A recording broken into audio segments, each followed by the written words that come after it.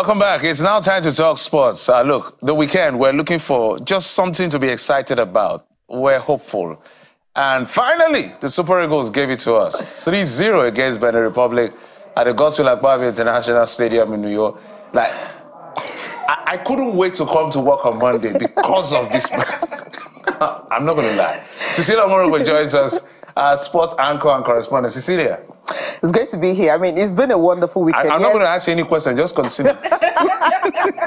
Yeah, you know, from the fierce scarcity and everything surrounding Nigeria, you know, sports usually is just like a breather for all of us. So Saturday started on a very bright note, from the Paralympians in Paris to Super Eagles, and of course the Four Cornets wrap it up. And even Sunday continued, another good medal for Nigeria in Paralympics. So it's been like a wonderful weekend for everyone in Nigeria. But first, to start off with the Super Eagles, of course, they were the ones that Paralympians started it earlier. But we started with Super Eagles football. Victor Osimhen back in the fold. We're happy to actually see him. He didn't start the game, of course. He gave us that wonderful goal, you know, just like what he loves to do. And then he had Ademola Lookman, has played just one game for Atalanta this season. That's the Super Cup against Real Madrid, because he actually wanted to leave the club, you know, so he asked to be taken out from the 3 remaining games. I felt maybe he wasn't really match fit, but somehow, I mean, he got us 2 goals. So it shows that these 2 players, I mean, are still our key players, despite not playing regular football beginning of the season. You know, they came up with something good. And there's something really interesting about the match against Benin Republic, which happens to be, you know what Benin did to us in the World Cup qualifiers. Yeah. So that fear factor was there. And then bringing back Eguavoin, you know, I mean, as the technical director of the Nigerian Football Federation, you would always have to step in when there is no coach available. So from what happened to Bruno Labbadia and, you know, coming to Eguavoin, you know, like the pessimism was really strong. And then what happened? The 4-3-3 formation worked for us so well, and the 3 goals, and that was a joy for us. And I love what Eguavoin said after the game, which was that he said, with the kind of squad we have, and if we have this positive mindset, we can always win games and we can play good football and also win games. And that comes to the mind of when Finidi George, the 2 games he was in charge. Yes, we didn't have the full complement of the players. I think maybe that was what went wrong, because having Trust Ekong back in the squad, having Victor Osimhen back in the squad, and Tawa Awoniyi and those other players who were injured, all of them back in the squad, we saw a different Super Eagles on Saturday evening in New York. We can talk about the big names, but there's a guy I want you to talk about. Everybody did their part. Bruno Yemachi. Oh, yeah. Where was that guy? Where has he been? You know, we talked about sometimes when you have the full complement of these guys, everybody around, so everyone seems to play better. I think that's the only thing I would take away from this squad, because there is no one who is out. Like, you have everybody around, so you can actually, you know, play with your formation. You can try to play any tactics you feel like, because you know anyone that is coming in will be a natural replacement for the person you're taking out. Do you also think that the timing of changes that Eguavoin did also played a critical role? I think so too. You know, when the didn't start, I was like, what was he trying to do? You know, like, I had this fear factor. I mean, this is our best DM. But what he did, I mean, when he brought him in, and then the guys they brought in, Iwobi, you know, Victor Osimhen, Chukwueze, who sometimes his head is somewhere else. You know, when these guys, you know, I'm sorry about that, but sometimes Chukwueze is a fantastic player, but sometimes when he's in his zone, precisely, and sometimes he's absent. But then I think that also, you know, gave us those goals. And I love the fact that the hunger, I could see the hunger back again, and that's really what I want to see. We thought after the Nations Cup that hunger was going to continue, but there was just this lacuna, this period where what's going on? But now I think we're back on track. Well, Cecilia, it's all about sustainability, all of this excitement. We want to see it in the match with Rwanda and the other qualifying matches. But speaking of Bruno and everything else about this match, many are saying that, you know, it's Eguavoin that should take credit for it, that why didn't Peseiro, you know, bring in Bruno during all of those matches? Apart from that, they're talking about the synergy and the camaraderie between Eguavoin and the captain. And, you know, the favorable comment from the captain also, that this is a coach that we understand. You know, so is this a campaign now that Eguavoin should be retained? As I mentioned earlier, he's just there on interim. Eguavoin is the technical director of Nigerian Football Federation. So his position, whenever there's a gap, you will have to fill in like that gap until, yes, precisely, until a coach comes in, because as head of the technical committee, so you know that, yes, this is the opposition, you have to fill in whenever there's anybody. So if NFL decides to say that, okay, we don't want him to remain in that position, let him switch over to a coach. Remember what he did when he stepped in at the Nations Cup also. I felt, I don't know about other people, that we play our best football at that Nations Cup, not this one, the previous Nations Cup, where although we crashed out early, but if you check the 3 games he played at the group stage, I mean, Super Eagles were scoring goals. For the first time, we could now, after a long while, we could see that they were scoring goals. But apart from, against Tunisia, yes, I mean, we lost that one at that stage. But if you look at the games he played, he was able to utilize the strikers he had at his disposal. Osimhen also wasn't at that Nations Cup. He was injured. So he may not have everybody around, but he was able to utilize the players he had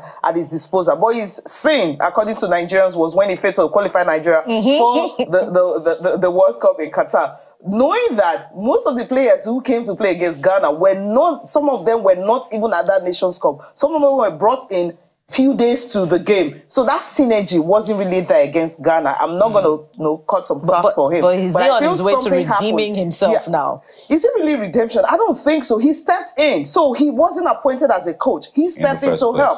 I mean, it was few days to Nations Cup when the other coach was sacked. And it was when Genegro was sacked. And he was asked to come in to steady the ship, and which he did at that time. Right. And then after that, they appointed a coach and he had to leave and go back to his position.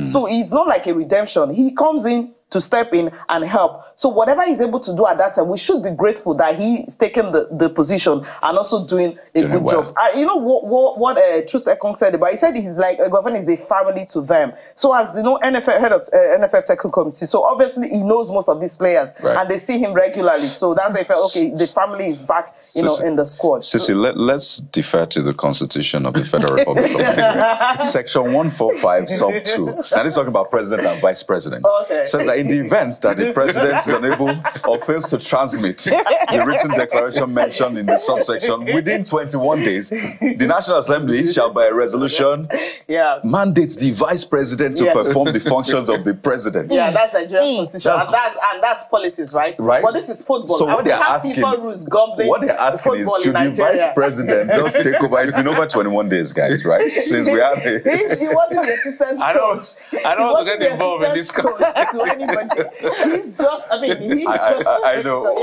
I get what you're saying. Yeah, it's just on a light turn, but it was good to see the match, Osimhen coming in after all of that drama that he went through. So it was sort of like a redemption for him.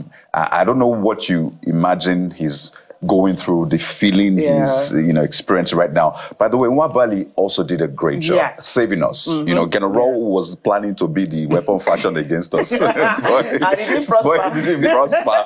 I talk about a lot of people preparing to lambaste Nigerians after the Labadia matter, pun intended here, but it obviously didn't work out. So all in all, is this something we can build on?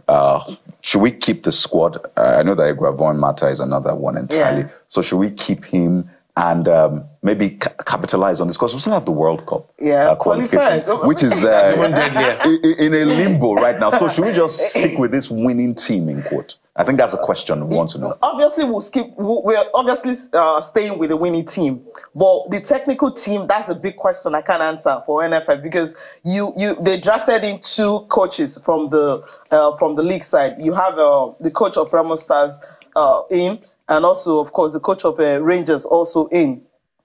So these 2 coaches are the assistants. You had Eguavoen also coming in, right? Now, will NFL decide to? It's just one game.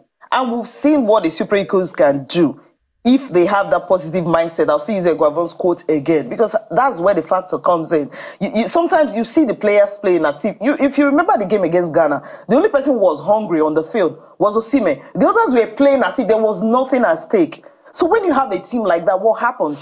So if they all decide to play football, because we know, yes, you got the players that can actually do this, and it's just one game. Will you actually use one game to judge, because of one game, he's a perfect for Super Eagles. I don't want us to be accused of favoritism here, because aside Super Eagles, there's still the Falconets. Yes. And they've been doing well. I'm seeing the scoreline and I'm thinking, is this basketball or football? There is that. And then there's the Paralympics. But let's quickly talk about the Falconets. What's going on? It's like we're on a rampage right now. I think it's the loss to Germany. They saw what happened when they lost to Germany 3-1 in that second group game. And the coach decided to say, okay, you know what? I've got strikers. Why not put all of them in? And that's what worked for them. And of course, Chiamaka Okuchukwu, who, you know, she could have maybe 10 or 6 chances, and then she'll miss like maybe 9 of them and convert one. But she acted like Ronaldo on the night. Her crosses were precise. I mean, she was on her element. Yeah, her crosses were perfect. And of course, she understood that she can actually square up to a player, and then they can actually score if she's not in a position to score, which is what she did. She has, in the 4 goals that we scored, she has a hand in 3 of them. You know, she scored in the second goal. She assisted the first one when she teed up the player, and of course, the one she also gave to Flourish Sebastian, and then the final goal that was scored. So she was actually involved in most of the goals that were scored, which was a great one. So when you have a striker like that, who it's not selfish, but decide to like play to her teammates, and then it happens. I think that's lost to Germany, which was really great to them. I mean, because she was a culprit. I mean, there was chances where she missed and where she could have actually squared up to a player in the position to score. She couldn't. So, and that first game, of course, it was by a lone goal, and they won. So the second game, and they knew what was at stake. If you lose this, come on, even the so-called third place bed finisher may not even be for you. And of course, it was South Korea did to Germany, and then beating Germany, and of course, Super Falcons had to go we're through super proud to the round of them, of 16. Let's stay with the women. The women are just making us proud. Look at what Oluwafemi Ayo did. Yes. Look, everybody here knows that when it comes to Paralympians, I'm advocating for swapping of the money. If it's look at they her. Want to look give at her. More medals, 167. Yeah, she killed it. Let's go. This has never happened before. That's a This is the first time a para athlete has done this for Nigeria, giving us gold medal, breaking our own record. Making Nigeria, Nigeria will hail thee. I almost said Rise Up at the podium. So amazing feat for this lady. So it's an incredible record. And so we're super proud. Look, don't you agree with me that we should give these people more money? Yeah, that's where I'm coming from. I said it before because I felt that performance should also count. I mean, the sports that gives you more medals at international competitions, more money should be pumped into it, because it simply means that if you harness that particular sport, all the medals you're looking for, you will get it. I mean, if you look at, you talk about women doing us proud. I mean, you had 9 men and 14 women going there, and of all the medals won, the 7 medals that we won, only 1 man won. That's the table tennis, which was really a great one. For 24 years, we haven't won a medal, in table tennis. And of course, Isa Ogunkole did that for us in the men's singles MS4. So, and that was the only man who won. The other 6 were by women. Lower the volume. No, I'm just... I don't lower it. The volume is loud. Lower it. Off your mic. The para athletics, the badminton, power lifting, and of course, now these are the stats. Okay, I lower my voice, but you're seeing the stats, right? My voice is lower. The stats is too loud itself. It's still loud. Just take a look at it. I mean, look at the names. I mean, you see all the names. They're all female, right? From Flora to Inechi to Esther, Bosse, Flora, Miriam. So I think this the only name you this has worsened my case now. So should I move from Olympians to Paralympians now to women Paralympians? Is that what we should? We could also talk about the fact that it's the development aspect of the Paralympics that is giving us the medals, whereas we have spent billions of naira on the actual Olympics, and we're not getting the actual results. We're giving 12 billion, right? And of course, 9 billion was meant for the Olympics, because you're more. You have, of course, more in numbers, 88. Let's reduce and then this one, they're just 24. That's the question I asked, because we have 24. Like, China won overall. China had almost 300 athletes, so they won 220-something medals. Right. So it tells you that if you put money, if you put more people into it, and they go for qualifiers, because you have to qualify, which is number 1. So if we spend time and money qualifying athletes for these events, you obviously have more athletes going. How do you have 24 athletes going? Para badminton, we had just 1, and of course, she became the first person, man or woman, to win a medal in badminton in Africa. I mean, that's the record. Imagine you have like 4 or 5 of the 4 or 5 Miriams, over there at the Paralympics. Just know how many, with medals will come to Nigeria. So the question is, how do you qualify athletes? What are the money you put in to qualify these athletes for events? You have to qualify first. If China could come up with those numbers, Great Britain will do the same. USA, of course, we know what they can actually do. At the main Olympics, they have our disagreement with them is the fact that they went there like 2012 and came back with nothing. That 2012 was even our best in Paralympics. I think we won about how many medals? Yeah, we won a lot of medals. A lot of medals. I think about 13 medals, in London 2012. That was our highest account. And even these are lowest. I mean, the numbers of medals we won here, these are lowest. We won just 2 gold medals, like before, where you have like 4, 5, 6. So the question now is, are we going down even in the Paralympics? So we need to, ask that question. Down with medals to come home with, not down without medals. Just a quick one. Yeah. We need to commend her. It looks like she was carrying the weight of Nigeria. Just helping us lift that. I was very emotional. Came to tears seeing that. And I think this is what we need. On a final note, I just want to get an update, if there's a need for one. What's going on with Bruno Labbadia? The NFF couldn't pay the tax, and so that's it. They wouldn't agree to that. The question was, they were supposed to pay 14. They were asked to pay about 20% or 40% of his tax in Germany, which wasn't part of the initial 30-40% of the tax. Yeah, so which wasn't in the initial agreement. So obviously, which wasn't in the initial agreement. When at the time they agreed, the announcement was made according to a statement released by NFF, not from me. At the time the announcement was made, because we saw the email at 5:30 a.m. We woke up in the morning and the email was he's been appointed. And when we read that, an agreement has been reached with him. But later on I think it was Thursday, and we heard that what's under the bridge? But is that what we should believe? And that this is not a matter of corruption about no. That's a certain percentage of his salary. That's not true. That's not, because why would they want to do that? We know what this clickbait, what it does to people and everything. I don't know if they can sanitize the social media, for us to sieve the news because, and then the fake one. Cecilia, we have to investigate even more. Don't worry. Yeah, we're not alleging anything.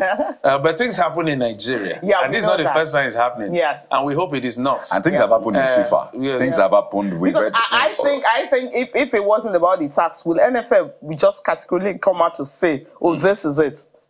Yeah. Okay, we're still hunting for a coach. Cecilia Morogwe. Obviously. Cecilia Morogwe. Section 145 of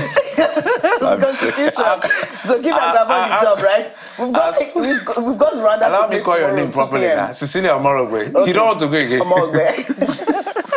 Sports anchor and correspondent right here on Channel Tele. Thank you so much for coming on the program. It's a pleasure being here, always. As always.